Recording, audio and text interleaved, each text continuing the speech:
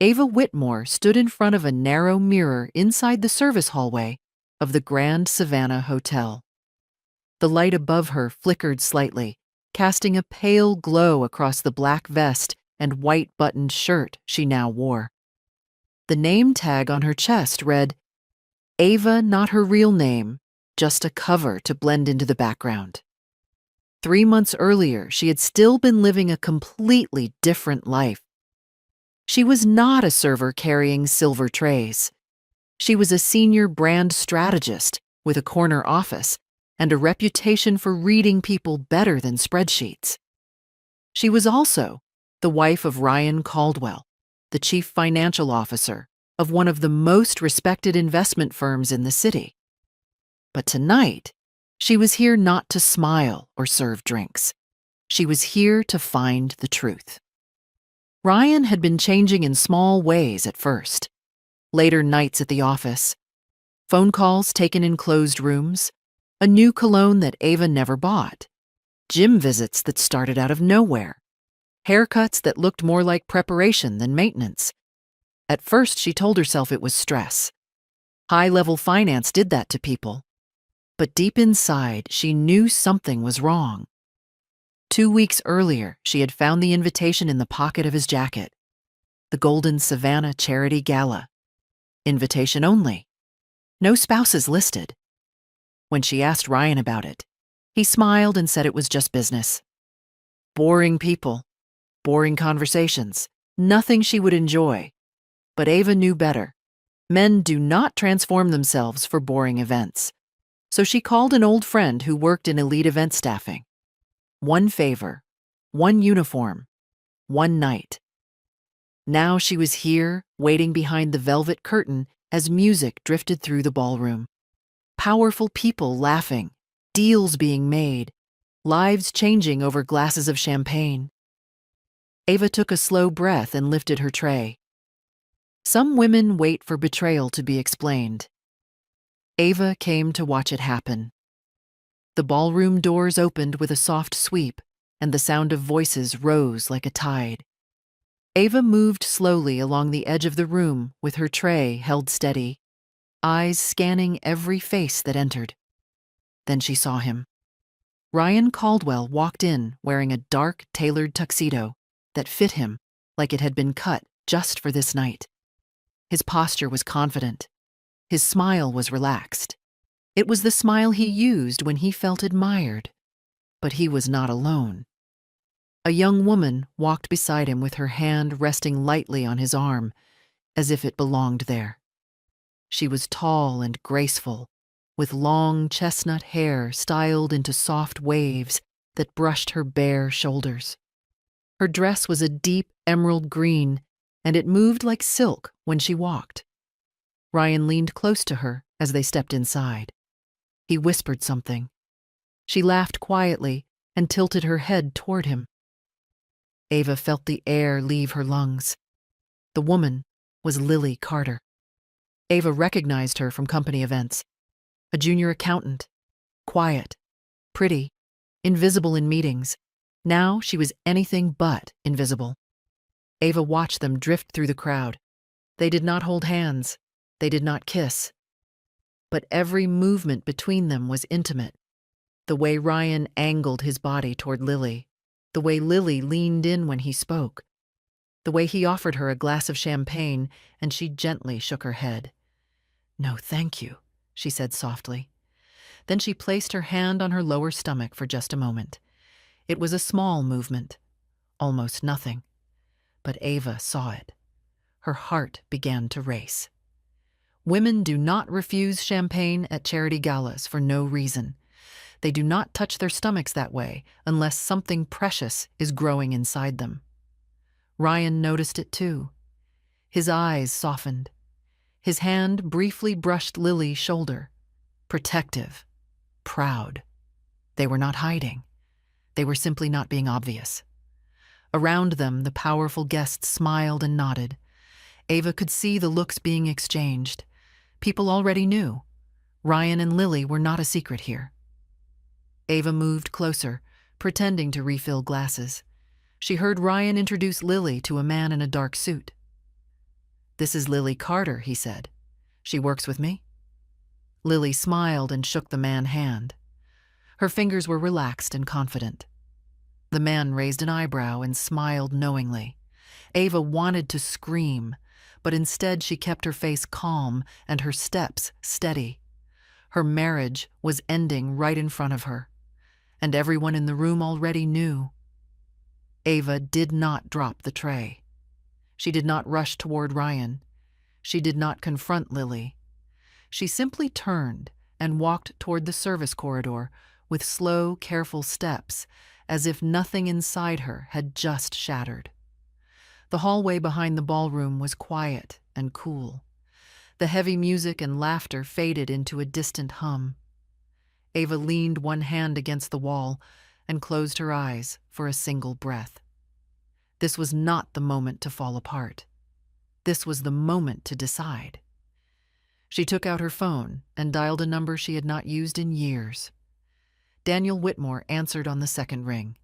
His voice was calm and steady the way it always was. "Ava," he said, "is everything all right?" "No," she replied, "but it will be." There was a pause. "Tell me what you saw." Ava described Ryan, Lily, the way they moved together, the hand on the stomach, the quiet certainty that this was not new. Daniel listened without interrupting. When she finished, he spoke slowly. "Do you want the truth or do you want a confrontation?" Ava did not hesitate.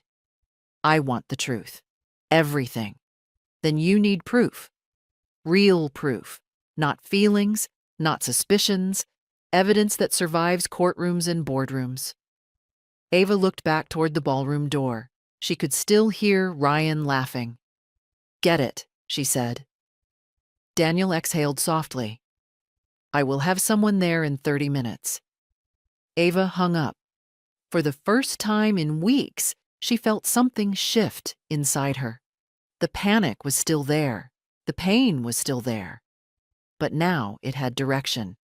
Strong women do not collapse when they are betrayed. They organize. Ava straightened her uniform and walked back into the gala. This time she was not a wife watching her marriage die. She was a strategist watching a plan begin. Ryan Caldwell unlocked the front door just after dawn. The house was quiet in a way that felt unnatural. No soft music from the kitchen, no scent of coffee, no Ava calling out from upstairs. Ryan dropped his keys on the marble table and stepped inside. "Ava," he called. Nothing answered him. He frowned and walked farther into the house. The living room looked normal at first. Then he noticed the wall above the fireplace. The large coastal painting that Ava loved was gone. Only a faint outline of where it had hung remained. Ryan turned slowly. The glass display cabinet was still closed, but every shelf inside it was empty.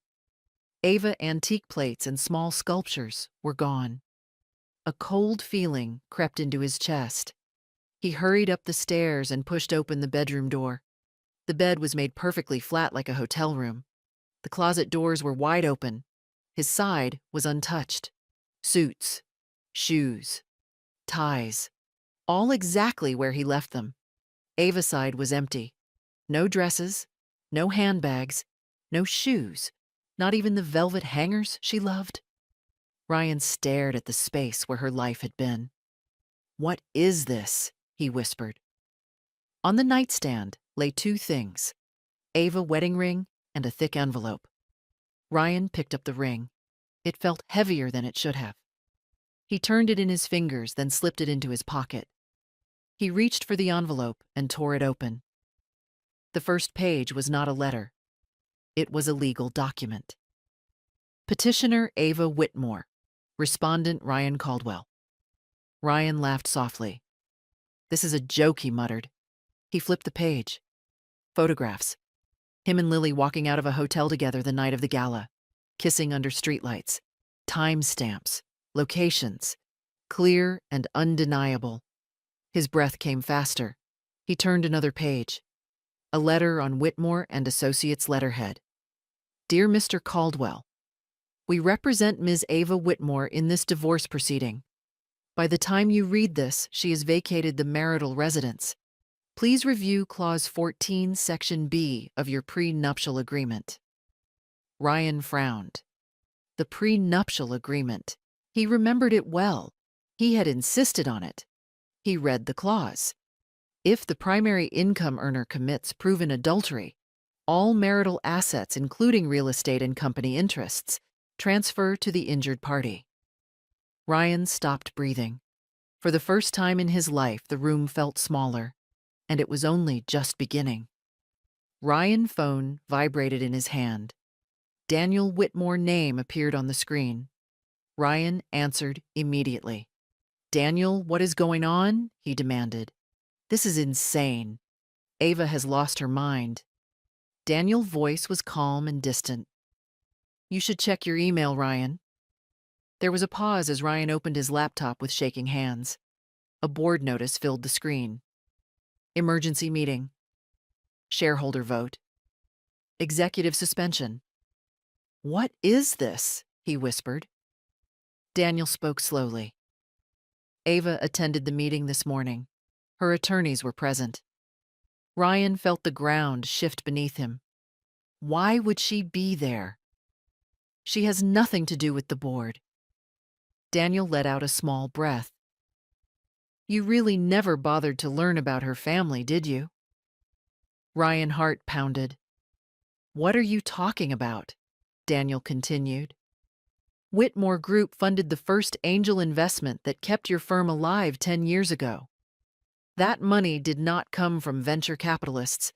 It came from Ava's father." Ryan's mouth went dry. "That was anonymous." "Yes," Daniel said. "By design." Ryan sank onto the edge of the bed.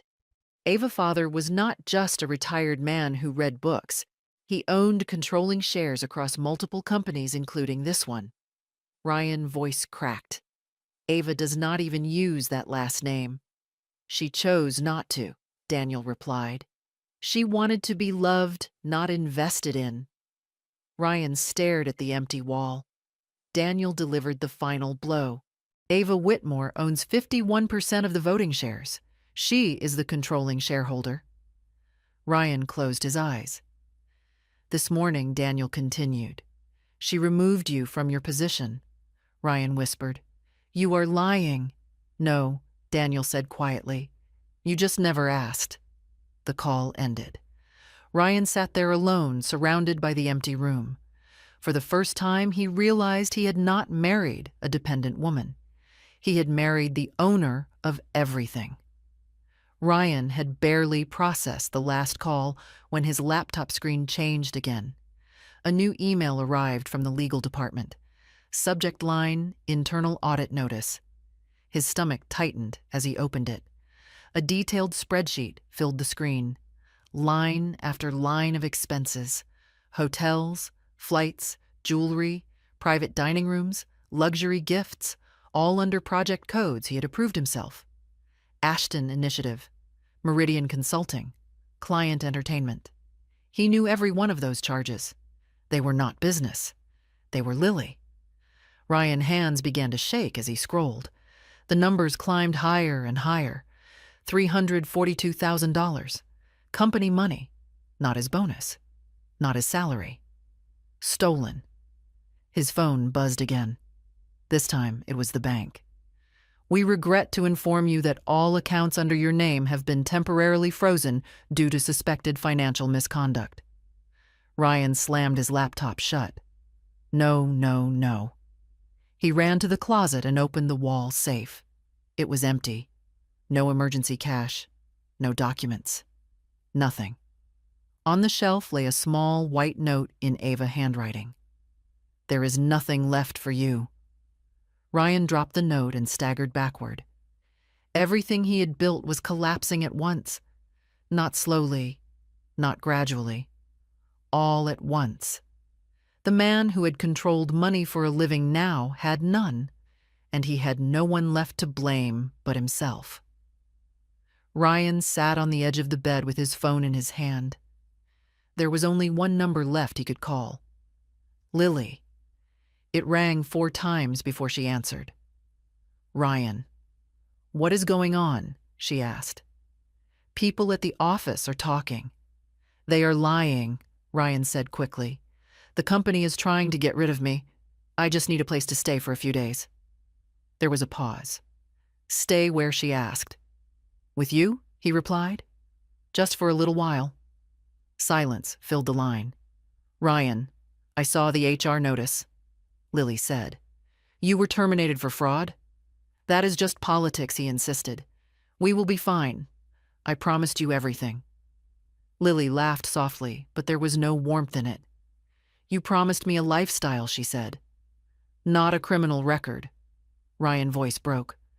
"Lily, please. I love you." "You loved being powerful," she replied. "I loved what you could give me. I am not going to ruin my future for you. Do not come here. If you do, I will call the police." The line went dead. Ryan stared at the phone. Even the woman he destroyed his marriage for had already moved on. Ryan did not sleep that night.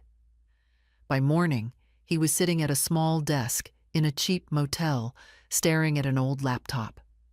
Anger had replaced panic. If they were going to destroy him, he would destroy them too. He typed furiously. Names, accounts, offshore structures, every system he had designed to hide money for the firm. He sent the email to federal authorities and to the business press. There. Now they would all fall. But what Ryan did not understand was that Ava had already moved first. The company had voluntarily disclosed everything earlier that day. Every account, every structure, every irregularity, framed as mistakes caused by one executive. Him. By sending that email, Ryan was not exposing a crime. He was confessing to it. The knock came in the afternoon. 2 agents stood outside the motel room. Ryan Caldwell, one of them, said, "You are under arrest for wire fraud and financial misappropriation." They placed him in handcuffs. Ryan tried to speak. "I am a whistleblower," he said. "I sent the emails." The agent nodded. "We know. That is how we confirmed it was you." Ryan said nothing more. His entire life fit into one plastic evidence bag. 5 years passed. Ryan Caldwell was no longer a powerful man. He was inmate number 741823. His hair had turned gray. His hands were rough from cleaning floors inside the prison. No one came to visit except his mother, who sent short, careful letters that he rarely answered. The man who once approved million-dollar deals now waited in line for a plastic tray of food. Ava Whitmore lived in a different world. She stood on conference stages in tailored black dresses, speaking about ethical leadership and sustainable finance. Under her guidance, Whitmore Group had expanded into Asia and doubled its valuation. People listened when she spoke, not because of her name, but because she was right. At home, she had built a quiet life with Daniel. They shared simple dinners and laughter. Their daughter Lily ran through the house with bare feet and bright eyes. Ava never spoke Ryan's name. Some people do not deserve to live inside your future. They belong to a past that no longer exists. People often think revenge means hurting someone. It does not. Real revenge is refusing to let someone continue to benefit from your silence. Ryan Caldwell did not lose his life because Ava destroyed him. He lost it because he built it on lies. Ava did not scream. She did not beg. She did not expose him on social media. She simply told the truth in the right rooms. That is why the consequences were permanent. If you are listening to this and you feel trapped in a relationship where respect has disappeared, remember this. You do not need to be louder. You need to be clearer. If this story spoke to you, leave a comment and tell us where you are watching from. And if you believe quiet strength always wins, remember to like, share, and subscribe to The Art of Revenge. Your story may be next.